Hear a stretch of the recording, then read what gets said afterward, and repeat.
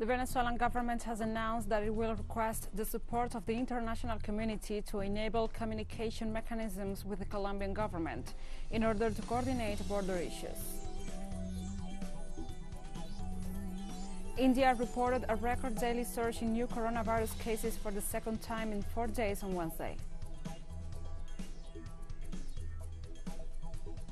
This Wednesday, Rwanda marked 27th anniversary of the genocide against the Tutsi ethnic group in 1994.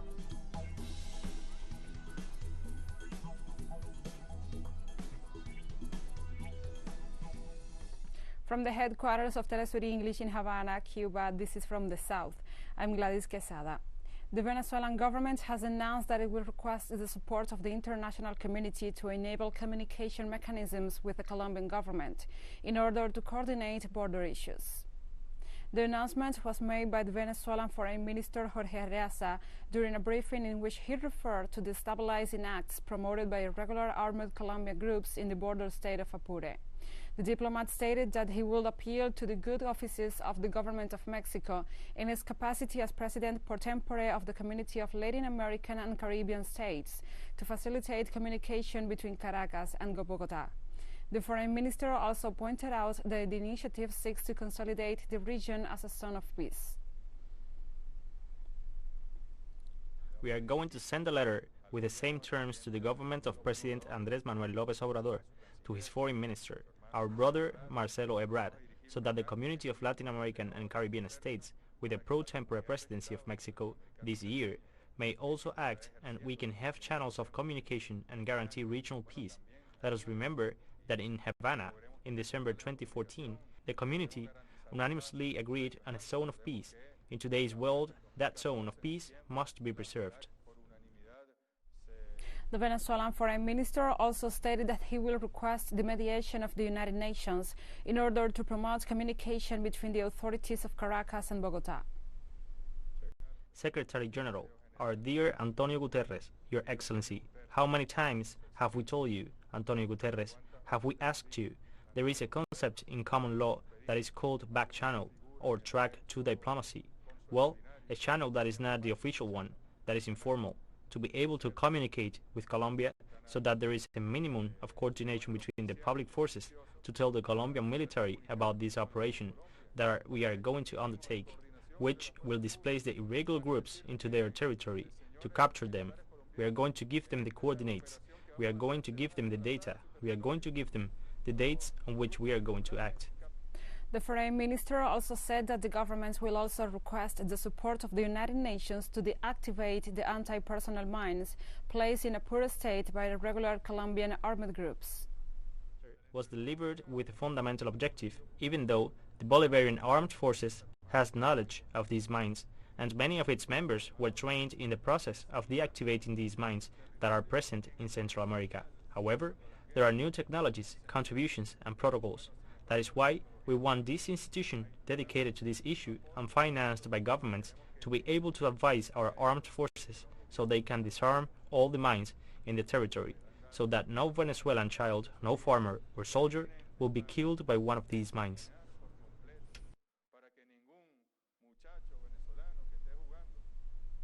In Ecuador, several citizens have filed a complaint against presidential candidate Guillermo Lasso for alleged tax fraud.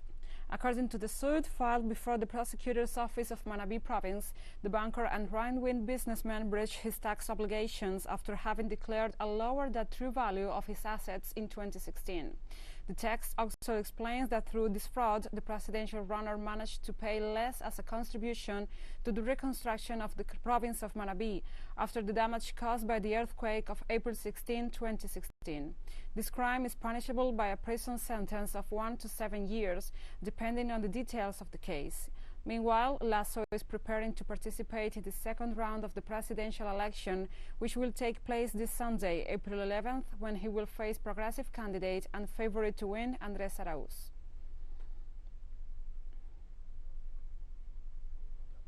And staying in Ecuador, the electoral campaign ahead of the presidential runoff to be held on Sunday is in its final stage in the midst of a state of emergency in 8 provinces due to the increase in COVID-19 cases. Campaign activities must end on Thursday. After that, a 48-hour electoral silence period begins before Ecuadorians take to the polls. The presidential race is led by the candidate for the Union for Hope coalition, Andrés Araúz, who is leading by 7 points according to the polls, against right-wing businessman and banker Guillermo Lasso of the Creating Opportunities Party.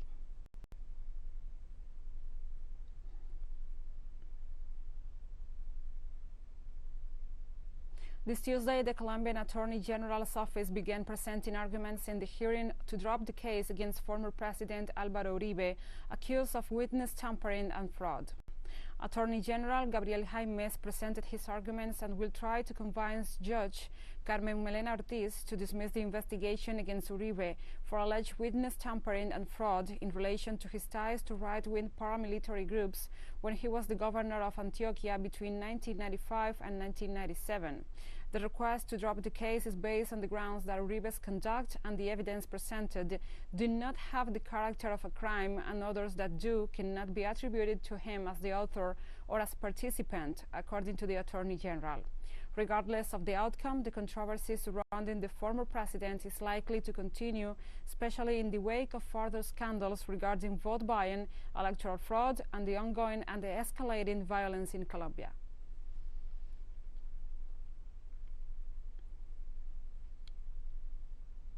In Brazil, indigenous people denounced the complicity of American financier BlackRock in the social environmental crimes committed in the Amazon. Indigenous peoples and non-governmental organizations of Brazil denounced in a report this Tuesday the American financial BlackRock and other companies for social environmental crimes in the Amazon. According to the research of the Brazilian Articulation of the Indigenous Peoples of Brazil, the companies BlackRock, Citigroup, JP Morgan Chase, Vanguard, Bank of America, and Dimensional Fund Advisors will have a key role in the destruction of the Brazilian jungle.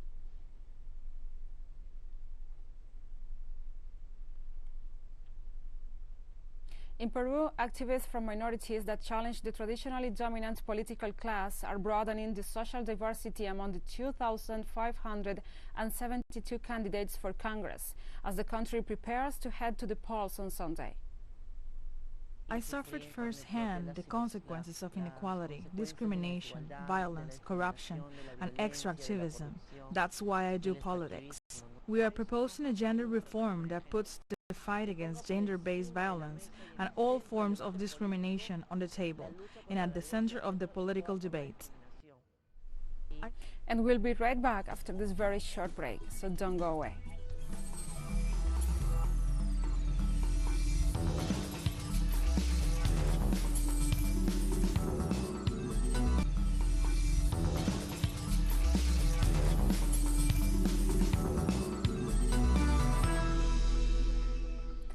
Welcome back to From the South. India reported a record daily surge in new coronavirus cases for the second time in 4 days on Wednesday, while New Delhi, Mumbai, and thousands of other cities announced they are imposing curfews to try to slow the soaring infections. The rise of more than 115,000 coronavirus cases reported in the past 24 hours tops the previous number of infections reported Sunday.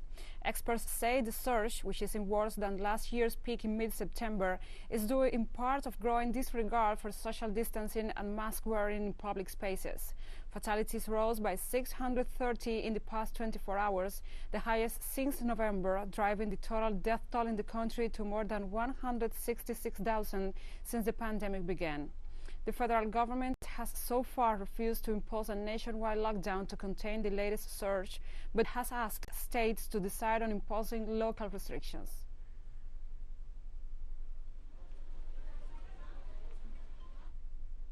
Brazil registered on Tuesday more than 4,000 new deaths due to COVID-19, which represents a new record of fatalities due to the virus in one day. According to data from the National Council of Health Secretaries, CONAS, Brazil surpassed 336,000 deaths due to COVID-19, after registering new record number of fatalities amid an increase in the number of variants.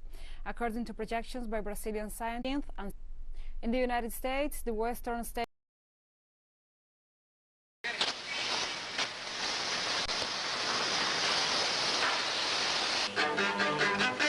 Brazil registered on Tuesday more than 4,000 new deaths due to COVID-19, which represents a new record of fatalities due to the virus in one day. According to data from the National Council of Health Secretaries, CONAS, Brazil surpassed 336,000 deaths due to COVID-19, after registering new record number of fatalities amid an increase in the number of variants, according to projections by Brazilian scientists. In the United States, the western state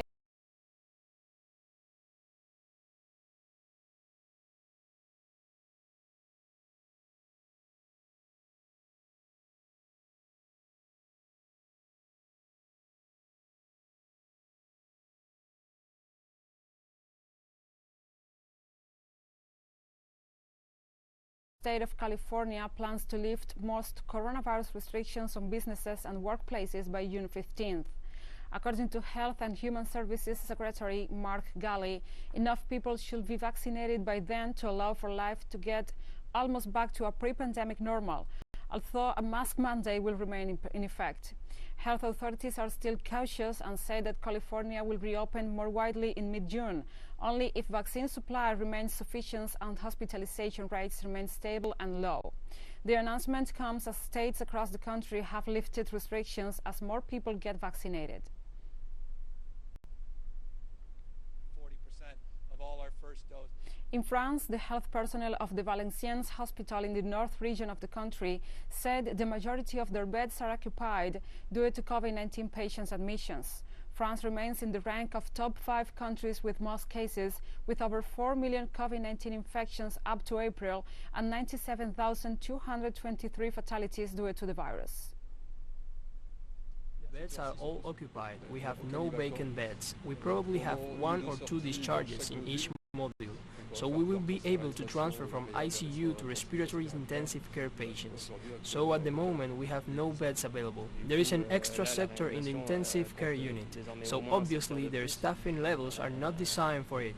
So extra personnel are necessarily needed to deal with these patients. On Tuesday, several hundred people demonstrated in the Bosnian capital against what they consider to be poor management of the coronavirus pandemic. The country is facing a third wave of COVID-19, and the number of fatalities is rising sharply. For a year and 3 months since the beginning of the epidemic, no political party has presented a plan to fight the pandemic. No one can be absolved of responsibility anymore. We don't care which jersey, which party, we demand responsible political leaders. I came to ask for vaccines for my people, the vaccines that we don't have access to because of our government. Nothing has been done since the beginning of the coronavirus epidemic, which was more than a year ago. And we have more stories coming up after this final short break, so stay with us.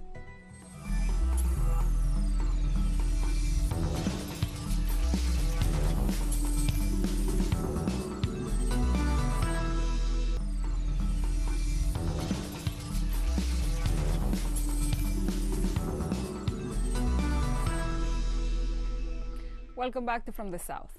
Rwanda President Paul Kagame commemorated the 1994 genocide against the Tutsi on Wednesday by lighting up a flame of remembrance during a ceremony in Gisozi. 27 years ago, the country descended into violence in which some 800,000 Tutsis, an ethnic group of the African Great Lakes region and the second largest ethnic group in Rwanda, and also Burundi, were massacred over a 100-day period in what was the worst genocide in recent history. Back in March, a commission of historians published a devastating report on France's role in Rwanda at the time, mostly comprised of diplomatic telegrams and confidential letters. This Wednesday, France released to the public the archives of former President François Mitterrand and his Prime Minister Edouard Balladur on Rwanda between 1990 and 1994. The so-called declared report gave an uncompromising account of Paris' military and political involvement in the genocide. The report underlined above all the responsibility of Mitterrand and his closest collaborators, who ignored information and warnings about the massive crimes that could be committed.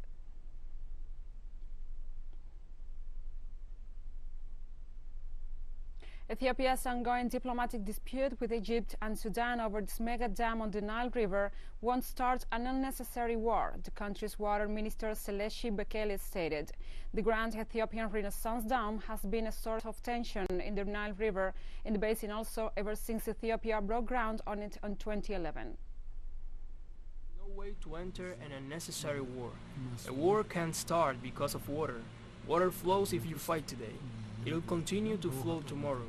We don't know what will be tomorrow. Therefore, this kind of thinking is unnecessary, and exaggerating this kind of thing doesn't benefit any country.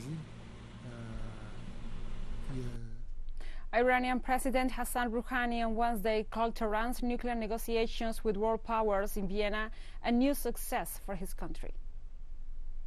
The nuclear agreement have concluded that there is no solution better than the Joint Comprehensive Plan of Action, the 2015 nuclear deal, and there is no path except through the full implementation of the deal.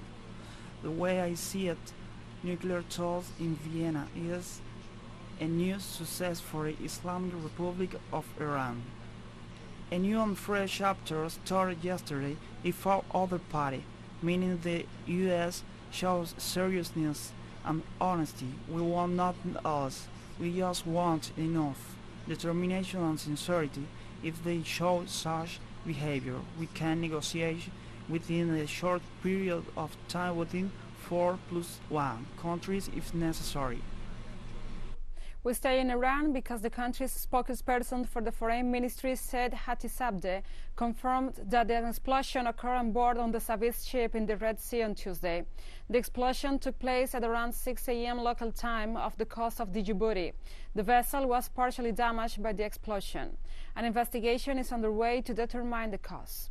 The spokesperson noted that Savis is a civilian vessel that was in the region to ensure the safety of navigation and fight maritime piracy in the Red Sea and the Gulf of Aden, acting as an Iranian logistics base in the region. No death or injuries occurred as a result of the explosion. Nationwide protests against the February 1st military takeover in Myanmar are ongoing, with the army continuing to crack down on demonstrators in various cities. In Kiwakye, eastern Myanmar, protesters scattered as troops fired tear gas to dislodge them from behind makeshift barricades. In the country's north, the army opened fire with live ammunition against protesters in campsite in Kalai town. According to local media, at least 7 were killed when security forces attacked the makeshift camp. Demonstrators in Kalai have been putting up a fierce resistance to the daily army crackdown, occupying an area in Tehran neighborhood with makeshift barricades for days.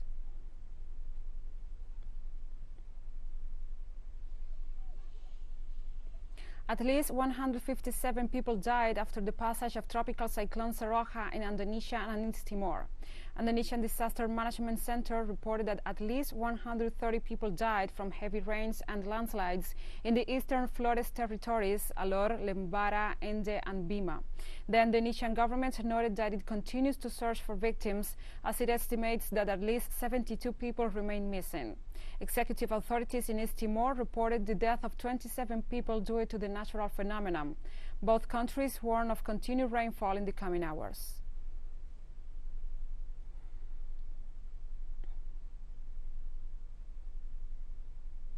Greenland held an early parliamentary election on Tuesday, partially focused on whether the semi-autonomous Danish territory should allow international companies to mine the sparsely populated Arctic Iceland substantial deposits of rare earth metals. The snap election was called after the center-right Democrats pulled off the three-party governing coalition in February, leaving the government led by the center-left Forward Party with a minority in the National Assembly. Greenland's outgoing Prime Minister Kim Kielsen pushed to give the green light to a Kivane field mine, a project involving uranium and rare earth metals on the south of the island, developed by Greenland Minerals, an Australia-based company with Chinese ownership.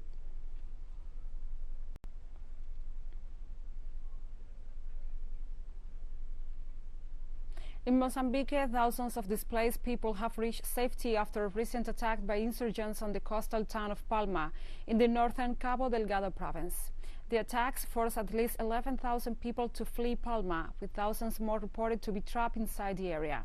Civilians have been arriving in Pemba, Ngande, Mueda and Montepuez by foot, road and boat since March 24th, in the aftermath of the attack on strategic town, the hub of a giant gas project featuring foreign investment. Humanitarian flights that initially helped to evacuate hundreds have now been suspended, pending further clearance by the authorities. 3 years of turmoil in the north of Mozambique has displaced nearly 700,000 within the country, the majority during the past year.